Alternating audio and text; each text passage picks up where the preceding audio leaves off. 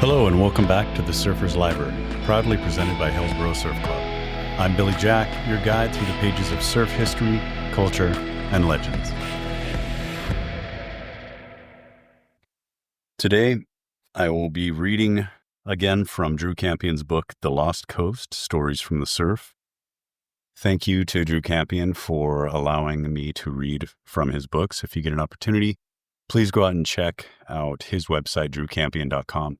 Drew is a prolific writer in the world of surfing and windsurfing, and an incredible guy on top of all of that, a really nice guy. Was able to meet him a number of years ago up in Washington. Show some love and check out his website, drewkampion.com. Today's story is called Mexico.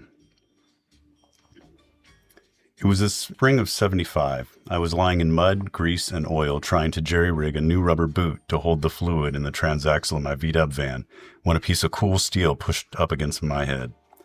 Hey, surprised and irritated, I pulled away and looked at the object and saw there was a hole bored down the center of it, and the hole was pointed at me. A grinning Mexican was lying in the road looking down the barrel of the pistol. She was beautiful. "Stay there," she said in perfect English, and I froze, with the steady drip of transmission fluid on my forehead. I could feel the van shifting around above me. I heard some thumps and rips and a couple of bangs, and then there was an unmistakable creak of the driver's door, and two big feet hit the ground and started towards the señorita. I could see he was wearing nice new Huarache sandals. Mine. "Not much," said the north of the border voice.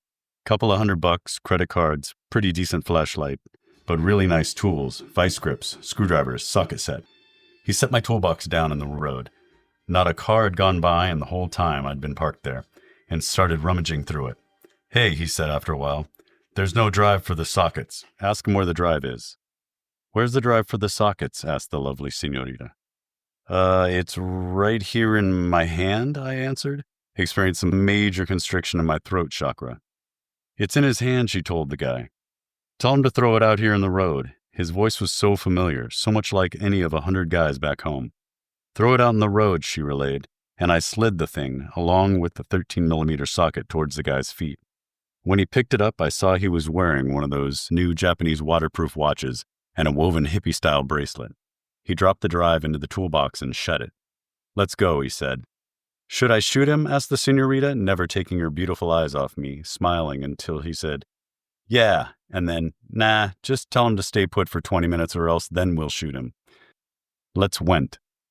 "Stay here," she said, and pursed her lips into a succulent kiss, and then she was gone. They ran off down the road in the direction I'd been heading.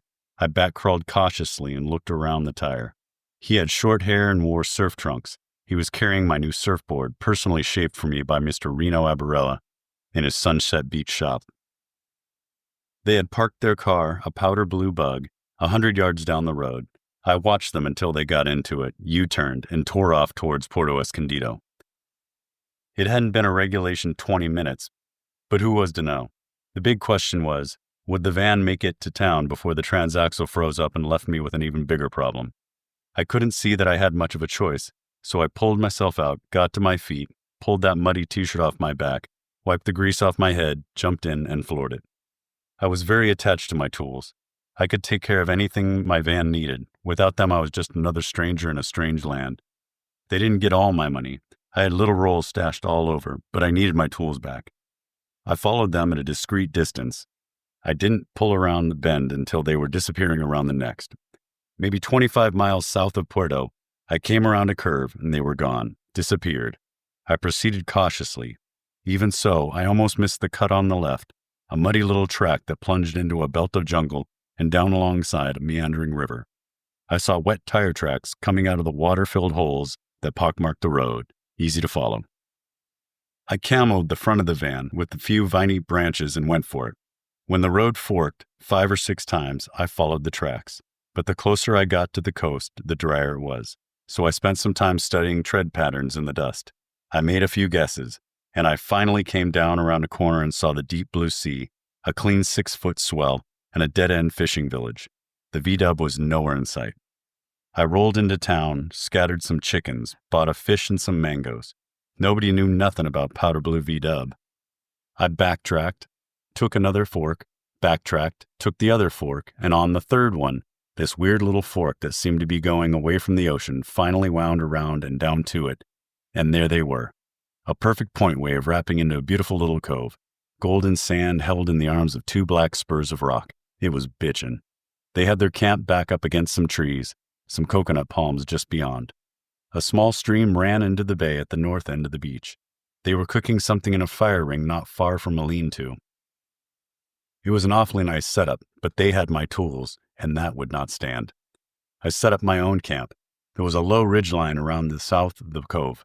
I pulled the van off into the trees with the side doors away from the road and decked the other three sides with greenery.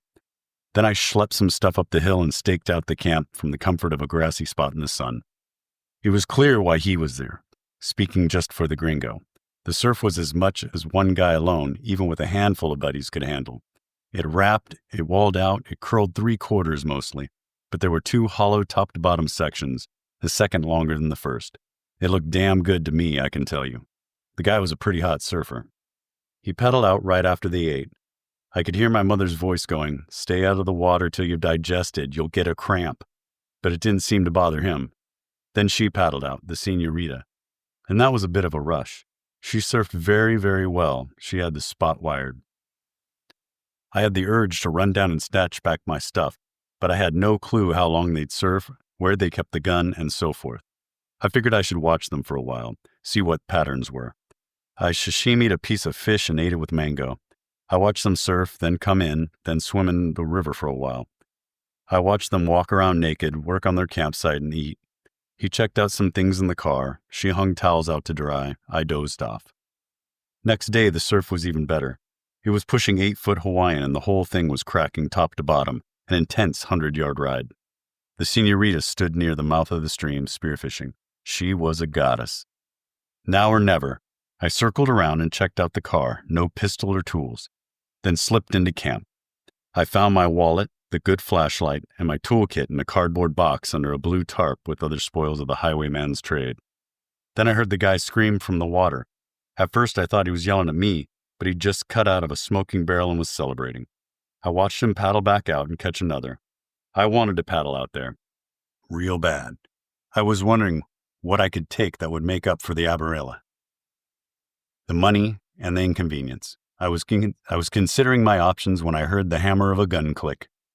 "Señorita," I said reflexively, giving her a sort of bow. She was smiling, so I told her why I needed my things and what I was doing in Mexico and where I was going. When I got going. I told her I'd really like my money back if they could spare it, and then the hammer of the gun clicked again. I'm not saying I'm good looking. I've never been much of a ladies' man, but she came with me. Her name's Maria, can you believe it? And we've been together ever since. As for Nick, that was his name. He went on to become a successful oil painter, but he died about 5 years ago, took a fin to the head from that Reno Abarella board. Bad karma. A couple of years ago, Maria and I came back to the cove. The place hadn't changed, still deserted, still reeling, and we never left. Speaking of which, I gotta go. Maria's out there all alone. Can't have that.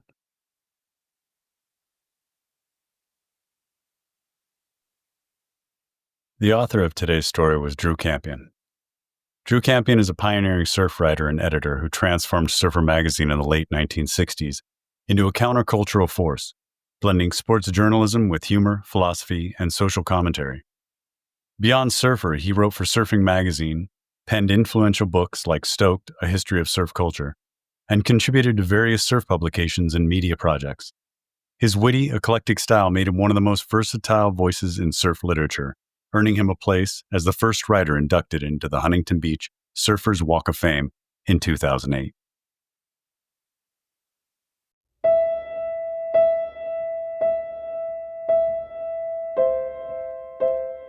Well, thank you for listening along. I hope you enjoyed today's story. Until next time, keep your stoke high and your bottom turns tight, and I'll see you in the lineup.